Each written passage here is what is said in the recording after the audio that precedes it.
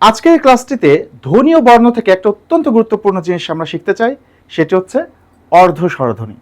প্রথমেই বলে রাখি, অর্ধ স্বরধ্বনি আমাদের রয়েছে চারটি। অর্ধ স্বরধ্বনি কয়টি? চারটি। রস্বই, রস্যু, এ, ও। এই চারটা ধ্বনিকে অর্ধ স্বরধ্বনি কেন বলা হচ্ছে সেটা আগে বলি।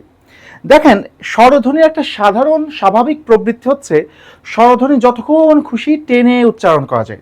যেমন আমরা যদি একটা শব্দ নিই কলা, এই যে কলা শব্দের শেষে যে আ আছে, এই আটা কিন্তু আপনি টেনে উচ্চারণ করতে পারবেন যতক্ষণ খুশি। কলা উচ্চারণ করা যায়। এটা হচ্ছে স্বরধ্বনির স্বাভাবিক প্রবৃত্তি, যে এটা যতক্ষণ খুশি টেনে উচ্চারণ করা যায়। কিন্তু এই চারটা স্বরধ্বনি এমন যে এই চারটা স্বরধ্বনি যদি শব্দের শেষে বসে তাহলে সেটা টেনে উচ্চারণ করা যায় না, ধাক্কা মেরে থেমে যায়। খেয়াল করে দেখেন, আমরা যদি একটা শব্দ বলি বই, খেয়াল করেন তো, বই, বই ধাক্কা মেরে থেমে যাচ্ছে না? বই ধাক্কা মেরে থেমে যাচ্ছে। আপনি কি এভাবে উচ্চারণ করতে পারবেন? বই, এভাবে তো উচ্চারণ হয় না। বই ধাক্কা মেরে থেমে যাচ্ছে। ঠিক একইভাবে যদি আমরা বলি বউ, বউ, বউ ধাক্কা মেরে থেমে যাচ্ছে। বউ, এভাবে তো উচ্চারণ করা যায় না। তো ব্যাপারটা যেটা হয়, স্বরধ্বনিগুলোর স্বাভাবিক প্রবৃত্তি হচ্ছে সেগুলো যতক্ষণ খুশি টেনে উচ্চারণ করা যাবে। কিন্তু এই চারটা স্বরধ্বনি যখন শব্দের শেষে বসে তখন এইগুলো টেনে উচ্চারণ করা যায় না, ধাক্কা মেরে থেমে যায়। অর্থাৎ এই স্বরধ্বনিগুলো পূর্ণরূপে উচ্চারিত হয় না, অল্প উচ্চারিত হয়। সেই কারণেই এই স্বরধ্বনিকে বলা হয় অর্ধ স্বরধ্বনি। অর্ধ স্বরধ্বনি তাহলে আমাদের চারটা, ই, উ, এ, ও। এটা মনে রাখতে পারেন এভাবে যে আমাদের জোড়ায় জোড়ায় কিছু বর্ণ আছে না? যেমন আমরা বলি রস্বই দীর্ঘ ই, রস্যৌ দীর্ঘ উ, এ, ওই, ও, ও। এই যে আমাদের চারটা জোড়া, এই প্রত্যেকটা জোড়ার প্রথমটা হচ্ছে অর্ধ স্বরধ্বনি। প্রত্যেকটা জোড়ার প্রথমটা হচ্ছে অর্ধ স্বরধ্বনি। ওকে, এখন এখানে একটা প্রশ্ন হতে পারে যে এই এটার পরে আমি অন্তস্থ অ কেন দিলাম?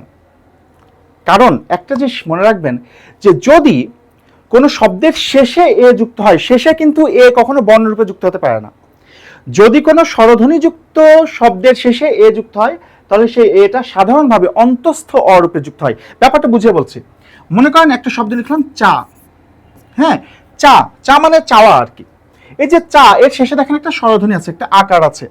এখন এইরকম যে সকল শব্দের শেষে একটা স্বরধ্বনি থাকে তার সাথে যদি আপনি একটা এ যুক্ত করেন তাহলে সেই এটা অন্তস্থ অ হয়ে যায়। যেমন এটা হয়ে যাবে চাই, তাহলে চাইকে ভাঙা লিখে হয় চা যুক্ত এ। ঠিক একইভাবে খা যুক্ত এ কি হয়ে যাবে? খায়। তো এই যে এ ধ্বনিটা যখন শেষে যুক্ত হচ্ছে তখন সেটা অন্তস্থ অ রূপে যুক্ত হচ্ছে, সেই কারণে এ ধ্বনিটার পাশে আমরা অন্তস্থ অ লিখেছি। তাহলে বোঝা গেল অর্ধ স্বরধ্বনি হচ্ছে আমাদের চারটা, ই, উ, এ, ও। এখন এখান থেকে প্রশ্ন কিভাবে আসতে পারে ভালো করে এই জিনিসটা দেখেন। যদি প্রশ্ন আসে রস্বই কোন ধরনের ধ্বনি, রস্বই কোন ধরনের ধ্বনি, তাহলে এর উত্তর কোনোভাবেই অর্ধ স্বরধ্বনি হবে না। ঠিক আছে, রস্বই কোন ধরনের ধ্বনি? এটা হচ্ছে রস্য স্বরধ্বনি। এটা আমরা অন্য একদিন শিখব। তাহলে অর্ধ স্বরধ্বনি কখন উত্তর হবে? খেয়াল করেন, যদি আমাদের কখনো প্রশ্ন আসে মই শব্দটির, মই শব্দটির রস্বই কোন ধ্বনি, তখন আমাদের উত্তর হবে রস্য স্বরধ্বনি। কারণ কি? কারণ মই, মই উচ্চারণ করতে গেলে আটকে যাচ্ছে, আটকে গেলে সেটা অর্ধ স্বরধ্বনি।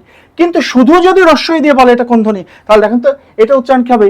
ই, এটা তো আটকে যাচ্ছে না, সেই কারণে এটা কিন্তু অর্ধ স্বরধ্বনি হবে না। তাহলে অর্ধ স্বরধ্বনি তখনই উত্তর হবে যখন একটা শব্দ দিয়ে বলবে এই শব্দটার ই কোন ধ্বনি, বা বলল বউ, এই শব্দটির রস্যৌ কোন ধ্বনি। এরকম যদি একটা শব্দ দেয়, শব্দ দিয়ে সেই শব্দের শেষের ধ্বনিটা দিয়ে যদি বলে এটা কোন ধ্বনি, তাহলে সেটা অর্ধ স্বরধ্বনি হবে, যদি সেটা এই চারটার মধ্যে হয়। কথা কি বোঝা গেছে? এই ধরনের প্রশ্ন কিন্তু সাম্প্রতিককালে বেশ আসছে, সেই কারণে এই জিনিসটা ভালো করে মনে রাখতে হবে এবং পরীক্ষায় বুঝে শুনে উত্তর করতে হবে।